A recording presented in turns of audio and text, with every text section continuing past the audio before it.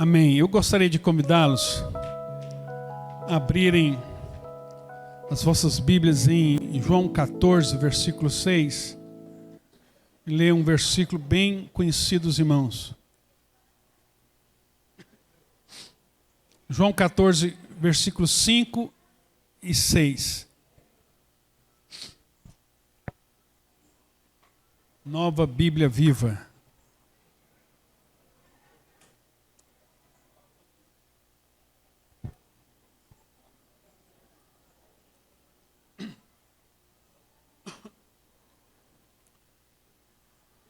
O versículo 5. Aí, Alexandre, versículo 5. Vamos lá, olha só, nós vamos ler na Nova Bíblia Viva.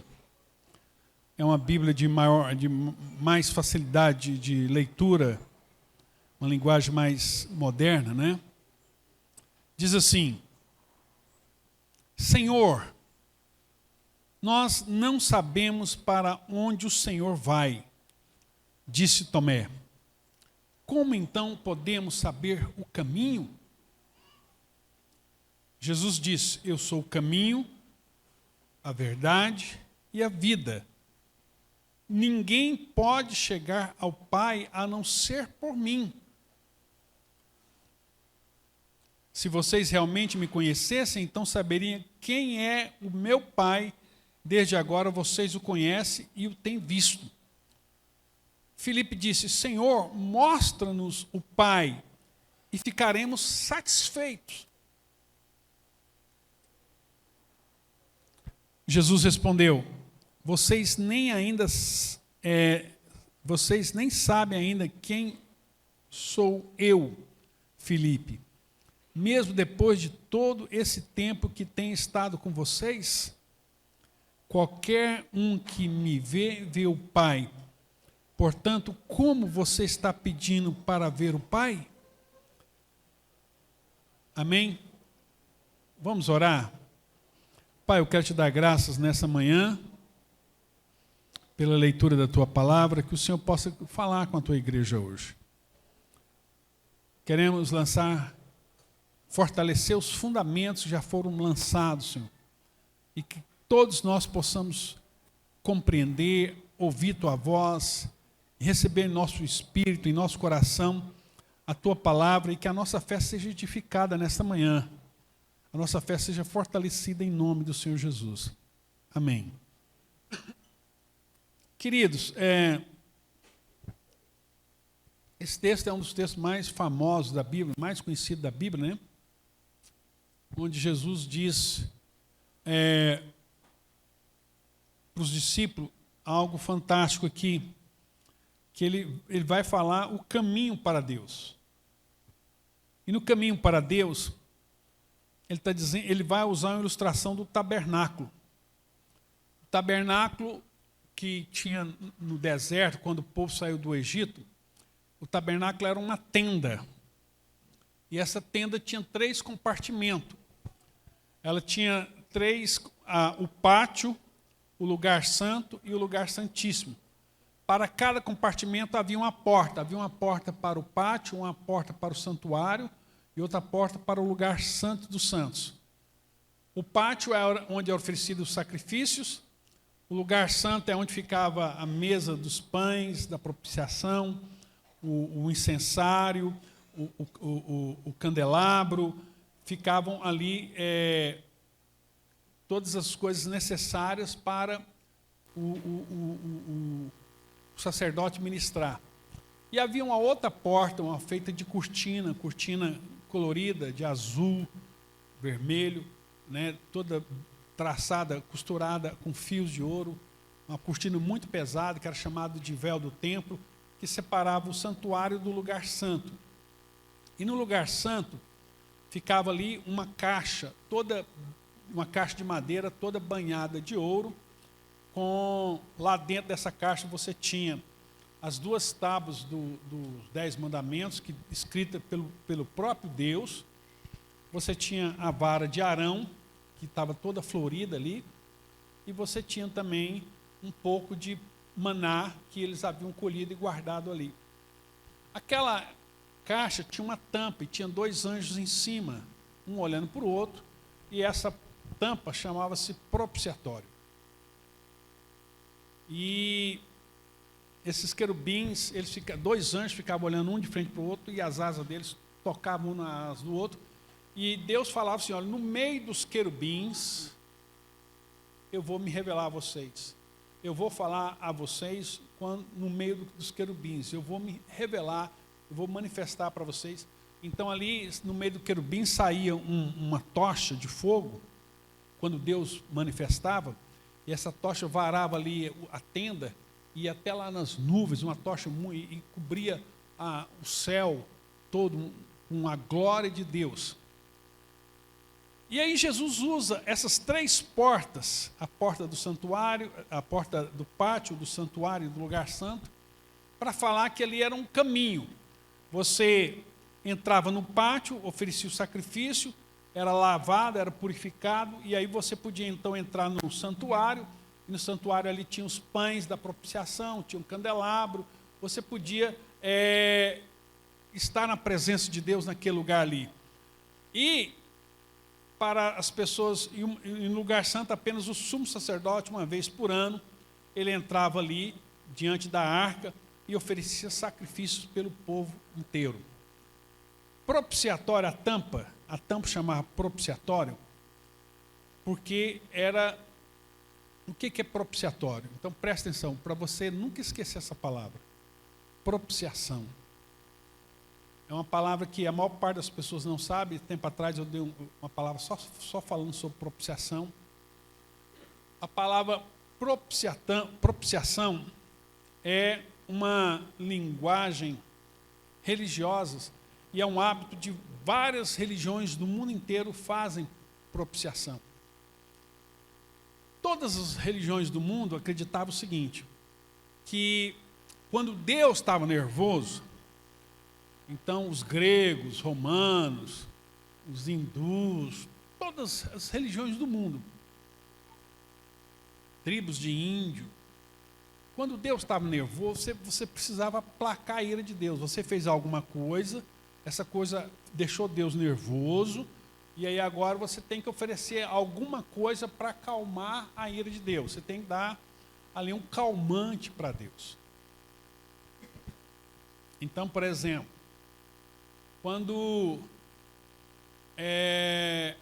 os gregos iam navegar no Mediterrâneo, e o Mediterrâneo sempre tem muitas tempestades, né?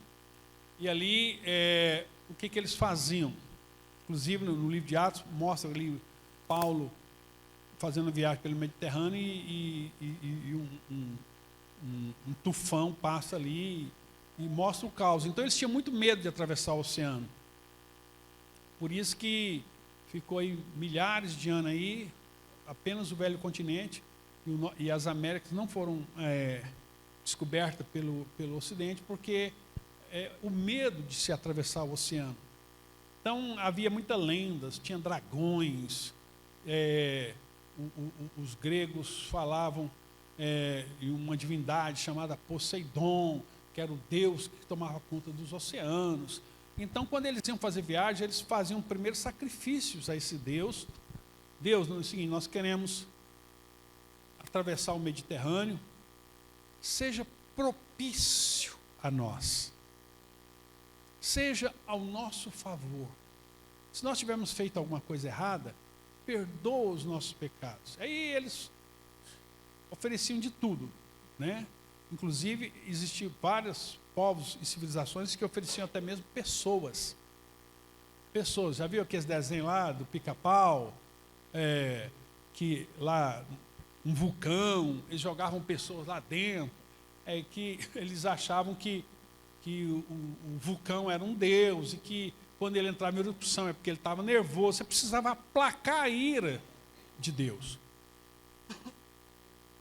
E quando você vai para a Bíblia, essa palavra também existe, só que num sentido totalmente diferente.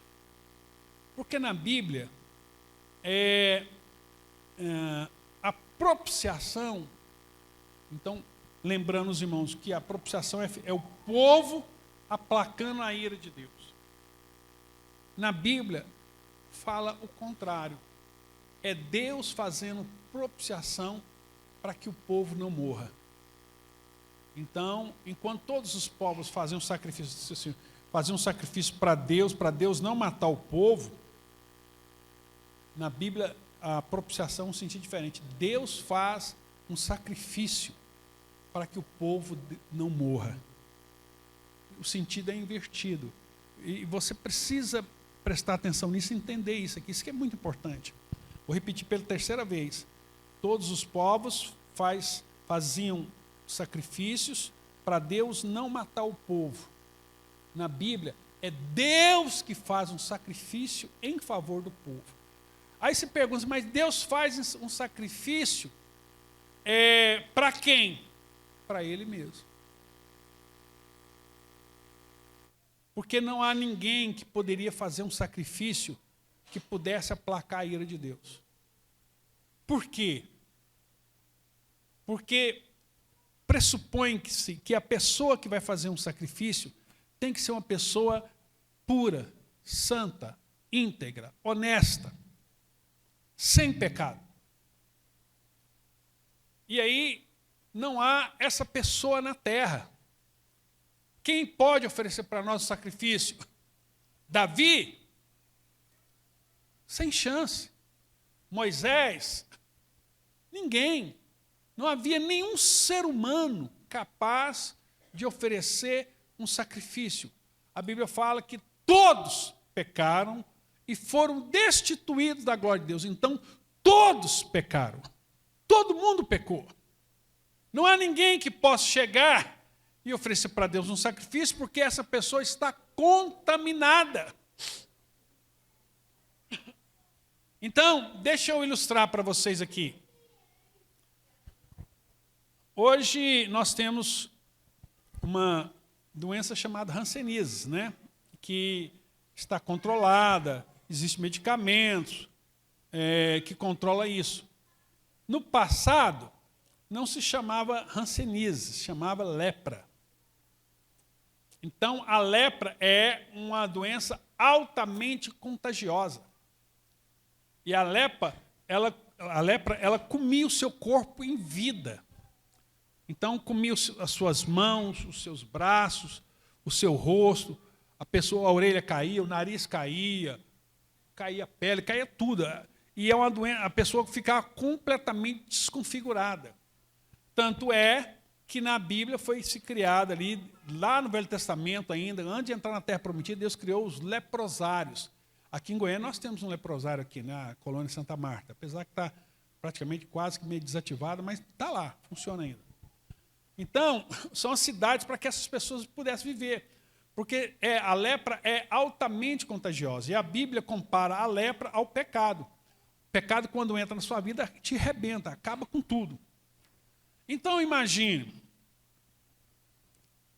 uma pessoa leprosa, eu vou usar a linguagem aqui do Antigo Testamento, tá? Não vou usar mais linguagem moderna. Uma pessoa leprosa, toda cheia de lepra nas mãos, pega um frango, corta um frango, tempera, passa o tempero, massageia o tempero ali, assa, e chama você para comer na casa dela, um frango, né, uma comida, faz todo um prato. Você comeria? Você comeria? Você aceitaria isso? Eu vou confessar um pecado aqui em público para os irmãos. Uma vez eu estava no Monte orando, ali na Santa Marta, passando a noite, e o irmão nós estávamos no carro de um irmão foi com o carro, falou assim, não, a gasolina não dá, depois nós abastecemos. Só que nós chegamos, a gasolina acabou. Isso tem muitos anos, né? Tem uns 40 anos isso. Aí no dia seguinte nós precisávamos voltar, e o carro não tinha gasolina, e onde arrumar um posto de gasolina? Aí nós fomos lá na colônia Santa Marta. E um senhor, portador da hanseníase, falou, não, eu tenho gasolina aqui, só que está no carro, eu vou tirar do meu carro e vamos colocar no galão e você leva lá até onde está seu carro. Aí, irmãos, eu Quando eu era criança, eu falava assim, não, quando eu crescer eu vou ser médico.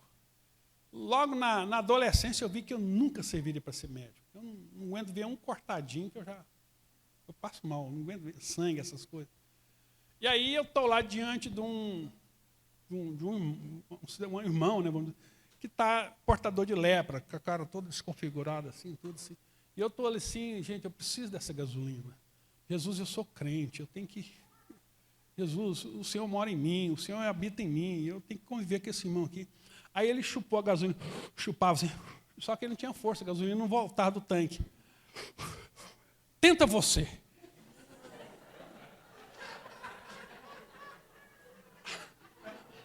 Rapaz do céu. Eu lembro até hoje, tinha um irmão comigo, né, o pastor Adark. Eu falei, não, eu sou alérgico à gasolina, tenta... Passei para o Adark. O Adark é primo da Jô. E aí, irmão, é complicado, porque a única referência que eu tinha é da Bíblia. Esse troço é ruim, você vai ficar leproso. Né? Você não tinha o conhecimento que você tem hoje. Né? Então é o seguinte, diante disso, imagine um leproso oferecendo sacrifício para Deus. É isso que nós éramos. A raça humana, né? O ser humano, perdão, não raça, o ser humano. O ser humano é isso, uma pessoa leprosa querendo... Deus não tem como aceitar. Era impossível para Deus aceitar um sacrifício de uma pessoa leprosa. E aqui lepra, subentende-se pecado. Um pecador, imundo. A Bíblia fala disso. Então, não tendo saída para o ser humano, não tendo como ninguém oferecer um sacrifício, e a Bíblia diz que o salário do pecado é a morte, então Deus teria que, para cumprir a justiça dele, ele teria que matar toda a espécie humana, todos os seres humanos, mas Deus, então tinha a justiça de Deus que falava assim, o salário do pecado é a morte, a alma que pecar, essa morrerá. Então, tem ninguém capaz de purificar os seres humanos, então mate todos os seres humanos. A justiça de Deus falava isso. E o amor de Deus dizia, não, são teus filhos, você precisa um meio de, sem ferir a sua justiça, mas você não pode matá-los, você tem que redimi-los. Então há um conflito em Deus entre o amor e a justiça. E esse conflito muitas vezes acomete nós mesmos, com os nossos filhos, na educação dos nossos filhos. E você precisa aprender com Deus isso. Porque você precisa colocar limite para os seus filhos, discipliná-los quando necessário. Você tem que exercer justiça. Você não pode apaziguar os erros dos seus filhos. Mas, por outro lado, também você tem que amá-los. Você tem que amá-los. Você não pode... E esse conflito é um dos grandes conflitos que tem na Bíblia. Né? Como eu ser amoroso e ser justo? Esse é um grande conflito. Então, quando Deus foi criar o mundo, isso foi a primeira coisa que Deus teve que tratar. Antes de existir o universo, então presta atenção, não existia universo, não existia sistema solar, não existia nada, não existia matéria, não existia nada. Deus está planejando aqui criar o homem. Então, assim, vou falar algumas coisas para os irmãos, das quais fazem parte da teologia reformada cristã e das quais eu não tenho a mínima dúvida e que eu quero compartilhar com os irmãos. Então, não são os meus pensamentos. É aquilo que é a doutrina histórica, apostólica, depois reforçada por Agostinho, depois reforçada pelos reformadores, como Lutero, Zwinglio, Calvino e todos mais, Jonathan Edwards, todos esses grandes, Martin Lloyd Jones, os grandes pensadores da história. Okay? Então, quando Deus foi criar o mundo, Deus deparou com isso. Como resolver esse conflito? E lá na eternidade, e muitas pessoas têm dificuldade em crer nisso. Lá na eternidade, Deus se deparou com isso. Eu vou criar o ser humano. E o ser humano, Deus não poderia criar-nos impecáveis. Entende isso? Deus tinha que dar a nós esse direito de escolher, de pecar ou não pecar. Mas Deus, sabendo que, dando a nós esse direito, nós pecaríamos. Nós íamos pecar. Então, era um fato. É um fato que nós haveríamos de pecar. Nós, quando eu estou falando aqui de Adão, né? E todos nós. E aí, o que Deus faz? Antes de criar o mundo. Então, antes de Adão, antes de eu criar o mundo, eu vou pagar o preço da salvação. E aí, para eu continuar e fundamentar tudo que eu estou falando, eu quero ler com vocês na primeira carta do apóstolo Pedro, no capítulo 1, 1 Pedro, capítulo número 1, versículo de número 18.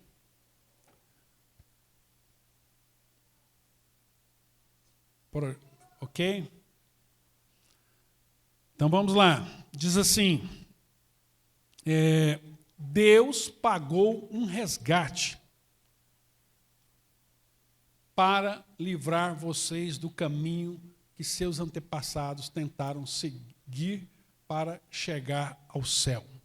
Presta atenção. Deus pagou um resgate. Foi pago. E quando isso foi pago? Olha só. E o resgate que ele pagou não foi simples, ouro ou prata. Porque aqui o apóstolo está usando aquilo que para nós é de maior valor. Ouro. Representa toda a riqueza humana. Não foi ouro ou prata, como vocês sabem muito bem. Versículo 19. Mas, qual o preço? Mas o precioso sangue de Cristo, como de um cordeiro sem defeito e sem mancha. Qual foi o preço que Deus pagou para nos comprar, para nos resgatar, para nos redimir, para oferecer a propiciação pelos nossos pecados? O sangue de Cristo. Né? O sangue de Cristo. E o versículo 20 diz: Deus escolheu para este propósito, presta atenção, Deus escolheu a Cristo, seu Filho, para esse propósito, muito antes da criação do mundo. Então, Jesus morreu por nós, Deus preparou o sacrifício por nós, Deus fez uma oferta de propiciação por nós, antes da criação do universo. Mas ele manifestou isso publicamente nesses últimos dias como uma bênção para vocês. Então, presta atenção. Deus pagou um preço por nós. Deus pagou a propiciação pelos nossos pecados antes da fundação do mundo. Então, presta atenção. Antes de Deus criar o universo, antes de Deus criar os seres humanos, Deus já proveu um sacrifício para que todos os nossos pecados fossem perdoados. Então, a estratégia de Deus era que ele, criando o ser humano, ele também desenvolvesse um meio pelo qual nós poderíamos ser livres. E o tema que eu estou falando com vocês hoje é por que Jesus é o caminho, a verdade e a vida. Né? Eu estava falando para vocês que há 3 portas. A primeira porta, a porta do pátio, era chamado de o caminho. A segunda porta do santuário era chamada de verdade. E a terceira porta, a cortina, o véu, era vida. Então, ele está falando de um caminho para chegar até na propiciação, até lá no propiciatório, até lá na arca. Então, você tinha que entrar num caminho, passar pela verdade e entrar na vida. Então, por isso que Jesus usa o nome daquelas 3 portas para falar, eu sou o caminho, a verdade e a vida. Eu sou somente através de mim que vocês podem. Ele diz, ninguém pode vir ao Pai a não ser por mim. Então, só Jesus pode te levar até a propiciação, até a presença real de Deus. Então, somente Cristo. Isso é uma coisa que Deus determinou. Então, antes da criação do universo, Deus, ele decretou que o único meio de salvação seria o meio que ele criou. Então Deus, é o que João 3 fala, né? Deus amou muito de tal maneira que deu o seu Filho unigênito, para que todo aquele que nele crê não pereça, mas tenha vida eterna. Então Deus deu o seu Filho. Então presta atenção, Deus planejou todas as coisas, e ele vendo que o que o pecado causaria, o Cordeiro foi morto antes da fundação do mundo. Viu aí? Nós lemos isso aí agora, né? Apocalipse 13:8. Projeta para nós aí.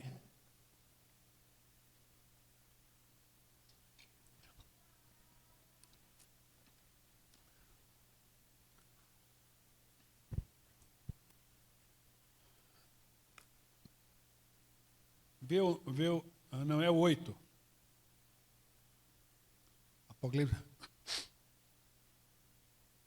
E toda a humanidade cujos nomes não estavam escritos no livro da vida do Cordeiro, que foi morto desde a criação do mundo.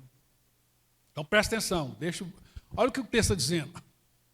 E toda a humanidade, todos os seres humanos, cujos nomes não estavam escritos no livro da vida. Então presta atenção. Antes, eu vou repetir, olha só. Está no livro da vida do Cordeiro, que foi morto desde a criação do mundo. Então, antes da criação do mundo, Deus já proveu um método, um meio, um caminho, uma solução para o problema da humanidade. Jesus Cristo. Jesus Cristo é o caminho que Deus criou para que todos os nossos pecados fossem perdoados. É o meio. E não há outro meio. Não há outro caminho, porque esse foi o caminho que Deus estabeleceu, e Deus estabeleceu antes da fundação do mundo. E já antes do mundo ser criado, Deus já escreveu num livro o nome de todos aqueles que seriam herdar com ele a eternidade. O nome de todos aqueles que receberam a Cristo como Senhor e Salvador da sua vida. O nome está escrito lá. Então, uns creem que está escrito lá porque Deus é onisciente, outros creem que Deus está lá porque Deus escolheu. Independente de qual forma que as pessoas creem, o fato é que o nome dos salvos, o nome dos eleitos está escrito no livro da vida. Antes da criação do mundo. Então, presta atenção. Antes que houvesse mundo, e Efésios 1:3, então olha só, o livro da vida do Cordeiro que foi morto desde a criação do mundo. Então, quando é que Jesus morreu? Quando Deus planejou criar a humanidade, ele já previu, ele já sacrificou o seu filho. Efésios capítulo 1, versículo 3.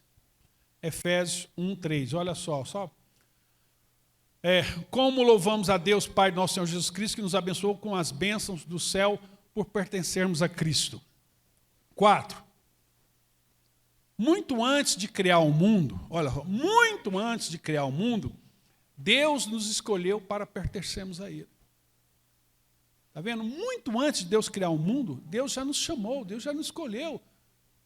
E marcou com o sangue do Filho dele.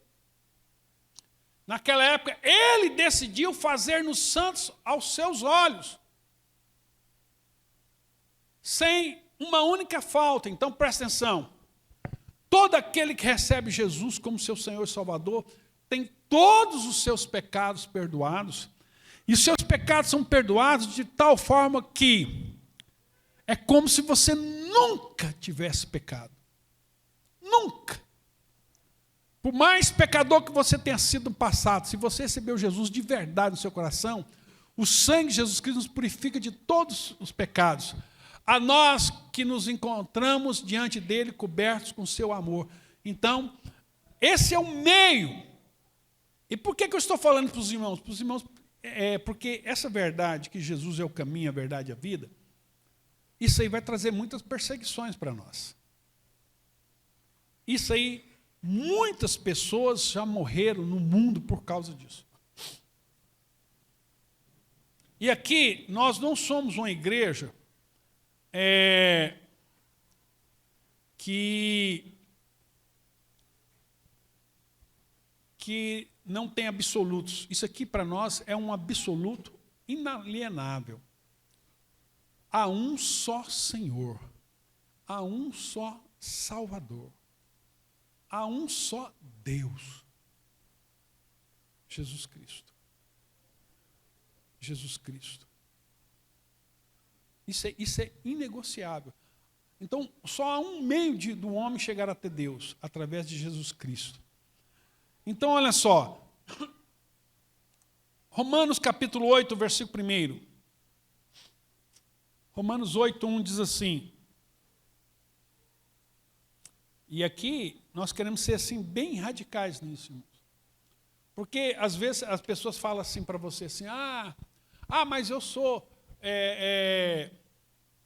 da religião tal, e a religião tal fala que para você herdar a salvação, você precisa fazer isso.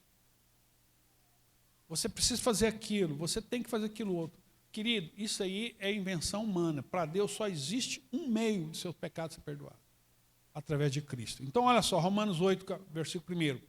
Portanto, agora já não há nenhuma condenação para aqueles que pertencem a Cristo Jesus. Portanto, o poder do Espírito doador da vida, e eu recebo esse poder por meio de Cristo Jesus, livrou-me da lei, do pecado e da morte. Cristo Jesus me livrou de todas essas coisas, da lei, do pecado e da morte. Versículo 3.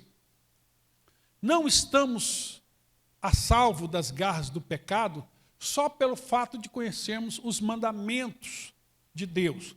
Ou seja, não é porque você leu a Bíblia, não é porque você conhece a Bíblia, só isso é que te garante a salvação. Não é porque você conhece as leis de Deus. Né? Pois não podemos guardá-los. Mas Deus pôs em ação um plano diferente a fim de nos salvar. Então, presta atenção. Aqui que eu já falei para os irmãos várias vezes. Tudo que está escrito aqui, nenhum ser humano dá conta de cumprir isso aqui. A não ser que Cristo Jesus venha habitar em você, perdoa todos os seus pecados, e Ele, então agora enviando seu Espírito habita em nós, e agora através do Espírito Santo de Deus, eu consigo caminhar nesse caminho, é isso que é chamado de andar no Espírito. Eu agora posso viver em novidade de vida, uma vida que glorifica a Deus. Essa vida, ela vem através de um poder que não é o meu poder, é o poder do Espírito Santo que habita em mim. Então o Espírito Santo está em mim, me habilita a viver uma nova vida, é o que ele está dizendo aqui. Mas Deus pôs em ação um plano diferente, a fim de nos salvar. Ele enviou o seu próprio Filho, em corpo humano como o nosso, a fim de destruir o controle do pecado sobre nós. Para acabar com o pecado, para que nós não vivamos mais de acordo com o pecado. Então, você está vendo aí, ele está dizendo, a Bíblia está dizendo que Deus enviou o seu Filho. O plano de Deus foi enviar seu Filho. É através do seu Filho Jesus. É somente pelo sangue de Jesus. É somente pelo sacrifício de Jesus. É só isso que te garante a vida eterna. Então, não há outro meio. Não adianta você falar, mas eu sou bom, mas eu não mereço a vida no inferno. Não, mas você não merece, você já está nela. Outra coisa que nós precisamos aprender, irmão, presta atenção. Presta atenção nisso aqui. Ninguém vai para o inferno e ninguém vai para o céu. Presta atenção. Ou você já está no inferno, ou você já está no céu. Quem não tem Cristo como Senhor e Salvador da sua vida, não é que ele vai para o inferno, ele já está no inferno. Porque Deus amou o mundo de tal maneira que deu seu Filho unigênito para que todo aquele que nele crê não pereça, mas tenha vida eterna. Versículo 18, quem nele crê não é condenado, mas quem não crê já está condenado, porquanto não crê no unigênito Filho de Deus. Então é o seguinte, as pessoas, o cara fala, eu não quero, você fala para a pessoa, não, mas eu não quero ir para o inferno. Não, não é que você vai, você já está nele. Porque toda vida fora de Deus é uma vida infernal. Você pode ter tudo que o mundo dá. Algo que Jesus falou, que adianta um homem ter o mundo inteiro e perder sua alma. Então, e ninguém aqui vai para o céu. Quem recebeu Jesus já está. A vida eterna, nós recebemos a vida eterna. Né? Projeta para... Não, vamos terminar o texto aqui. Ele enviou o seu próprio Filho em corpo humano como o nosso, a fim de destruir o controle do pecado sobre nós, dando-se a si mesmo, presta atenção, dando-se a si mesmo como sacrifício por nosso pecado. Então entende por que Buda não salva? Entende porque Maomé não salva? Entende porque todas as ideologias, todos os deuses não salvam. Porque a salvação foi desenvolvida por Deus e foi dada através do seu Filho, que foi oferecido em sacrifício por nós, em propiciação. Deus fez uma propiciação, Deus deu o Filho dele se apresentou em um corpo como o nosso, sem pecado, e agora habilitado para oferecer um sacrifício a Deus, ele se entrega-se a si mesmo. É o que está dizendo, a fim de destruir o controle do pecado sobre nós, dando-se a si mesmo como sacrifício por nossos pecados. Então Jesus foi a oferta de Deus em nosso favor para justificar, para aplacar a ira de Deus. Vamos ver aí Romanos capítulo 3. Romanos capítulo de número 3. Nós vamos ler a partir do versículo de número 23.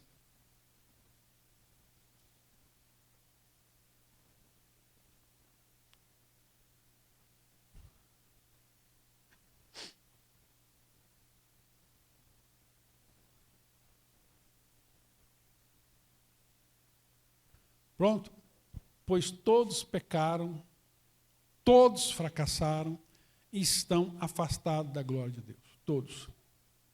No entanto, Deus nos declara agora justificados das ofensas que lhe fizemos através da redenção que há em Cristo Jesus. Aquele que em sua graça tira os nossos pecados gratuitamente. Versículo. Deus foi quem enviou, presta atenção, Deus foi quem enviou Cristo Jesus para levar o castigo pelos nossos pecados. Então a salvação é de graça. Perdão, a salvação é pela graça, mas a salvação não é de graça. Alguém pagou. Alguém pagou para você ser filho de Deus. E alguém pagou um alto preço. Alguém deu-se a si mesmo. Olha, foi Deus quem enviou Cristo Jesus para levar o castigo pelos nossos pecados. E assim, por fim, a ira de Deus contra nós. Então, está vendo?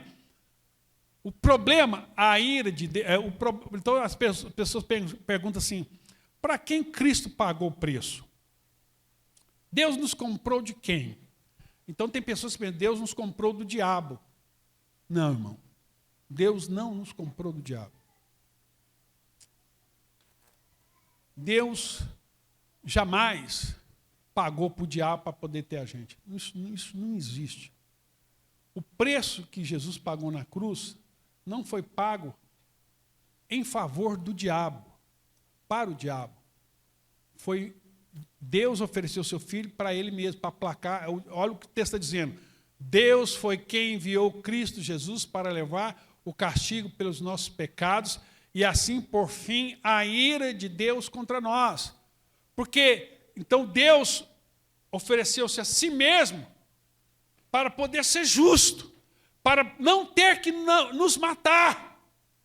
Então, como não tinha ninguém, eu estava voltando aqui para os irmãos, uma pessoa leprosa, cheia de lepra, fazendo comida e dando para você comer, ou então pega uma torta, né, e morde, e faz igual falou para mim, toma, come.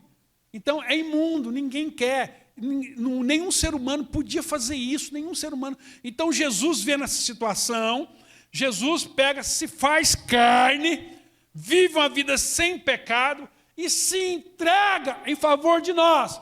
Então todas as vezes que eu falo que existe todos os caminhos levam a Deus, todas as vezes que eu falo que alguma coisa salva que não seja Deus, eu estou negando tudo aquilo que Jesus Cristo fez por nós, o sacrifício, a vida, tudo aquilo que foi o plano de Deus por nós, eu estou menosprezando, eu estou ridicularizando, quando eu digo assim, não, basta você ser uma boa pessoa, basta você ser um bom cidadão, não, basta você fazer isso, não, irmãos, você pode ser a pessoa mais honesta, mais direita deste mundo, pagar seus impostos, ser um bom marido, ser um bom pai, mas se você não crer e não receber Jesus como Senhor e Salvador da sua vida, você vai permanecer a eternidade no lugar onde você está, que é o inferno. Porque não existe, a gente fala como se existisse meio termo, não há meio termo. Ou Deus olha para o mundo e vê dois do grupo de pessoas. Deus vê os filhos dele, aqueles que são lavados com sangue, e aqueles que não são lavados com sangue. Deus olha, vê os filhos e vê a humanidade. Deus olha o cidadão do reino, e Deus olha e vê o cidadão do inferno. Então, vamos continuar. Deus foi quem enviou Cristo Jesus para levar o castigo pelos nossos pecados, e assim, por fim, a ira de Deus contra nós. Então Deus pagou o preço, foi para Ele mesmo, para Ele poder nos perdoar. Você entende isso? Porque Ele não podia nos perdoar. O perdão de Deus não é uma coisa simples, não foi uma coisa simples, uma coisa vulgar. Não, vocês pecaram, mas eu perdoo todo mundo, está todo mundo perdoado. Isso, inclusive, tem nome, né? Existe uma ideologia, uma filosofia que fala isso, chama universalismo, que fala o seguinte, as pessoas que creem no universalismo falam o seguinte, um dia, quando chegar lá no dia, lá, todo mundo acabou, o dia eterno, Deus vai chegar e vai dizer assim, gente, o negócio é o seguinte, eu não vou mandar ninguém para o inferno, está todo mundo liberado, todo mundo entra. Isso chama universalismo, que Deus vai tratar todos iguais e vai salvar a todos. Não é isso. Ninguém que não esteja marcado pelo sangue de Jesus Cristo tem acesso à presença de Deus. Lá no tabernáculo, a pessoa passava ali no santuário, era morto um animal, esse animal era aspergido sangue nela, e somente depois que ela podia entrar com sangue. Tem que ter a marca do sangue. Alguém morreu por nós, alguém morreu por você. Jesus morreu por você. Está usando aí, olha. Ele usou o seu sangue para imediatamente a fé, perdão. Ele usou o seu sangue mediante a fé, nos salvar da sua ira. Deus pagou um preço para Ele mesmo. Não foi para o capeta, foi para Ele poder nos perdoar. Então, Ele cumpriu todas as exigências para poder nos perdoar. É o único meio de salvação. Por isso que só Jesus Cristo salva. Ninguém salva afora de Jesus. Ninguém. Não é Moisés, não é Davi, não é José, não é Maria, não é Paulo, não é João, não é ninguém. Só Jesus salva, porque foi o sangue de Jesus derramado na cruz do Calvário que nos comprou e nos redimiu, e não há um outro Salvador, não há um outro meio, não há outra maneira de nós termos os nossos pecados perdoados, de sermos purificados, a não ser pelo sangue de Cristo Jesus. E que você nunca esqueça isso. E ele diz mais, Deste modo, ele foi justo, mesmo não tendo castigado aqueles que pecaram em tempos passados. Quer dizer, Deus perdoou nossos pecados sem deixar de ser, sem cometer injustiça. Ele cumpriu a justiça em Cristo Jesus morrendo por nós. Isto porque aguardava o dia quando Cristo viria e apagaria os pecados anteriormente cometidos. Então, Jesus perdoou todos os meus pecados, passados, presentes e futuros. Já estão todos perdoados. Isso é chamado de propiciação. Deus foi propício a nós. Foi um sacrifício que Deus fez. Lá, abra para nós aí, 1 Timóteo, capítulo 2, versículos 5 e 6. 1 Timóteo.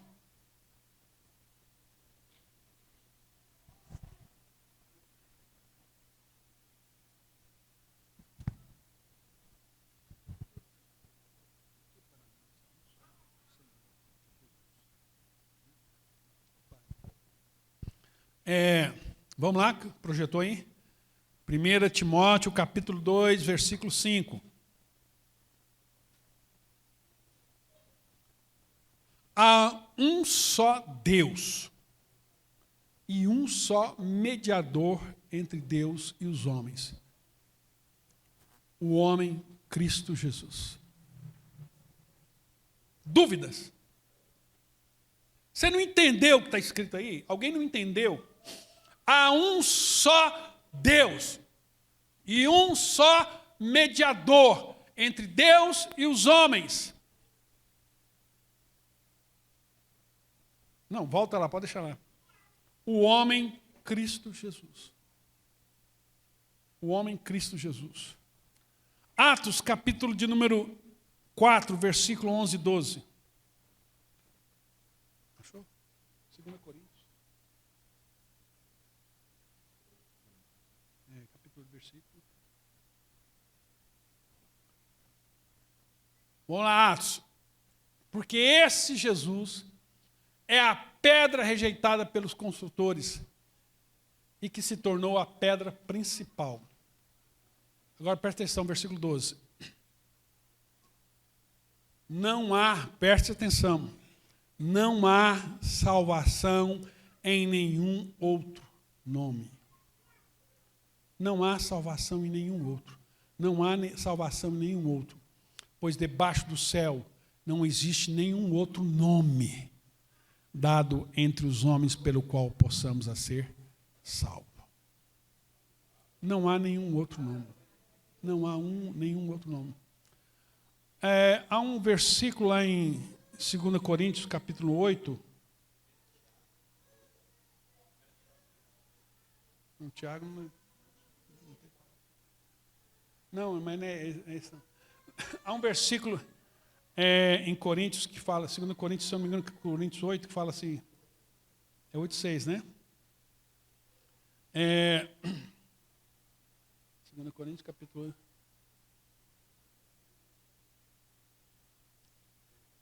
Não, que ele fala assim, não é esse não, que fala, porque para nós há um só Senhor, o Pai. Há um só Deus. É 1 Coríntios 8:6. 1 Coríntios 8:6. Eu olhei 2 Coríntios, porque eu não estava achando aqui. Aí, primeira carta de Paulo aos Coríntios, aí está na segunda. Capítulo número 8. Nós vamos encerrar com esse versículo. Porque para nós, porém, tradução diferente, né? Nós, porém, sabemos que há um só Deus. Olha só. Nós, porém, sabemos que há um só Deus. Quantos deuses existem, irmãos? Um só. O Pai, que criou todas as coisas e nos fez para que fôssemos dele. Criou todas as coisas e nos fez para que fôssemos dele.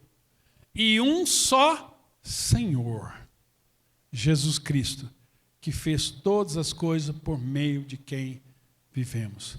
Há um só Deus, o Pai, e um só Senhor, Jesus Cristo. Cristo Jesus. Aleluia.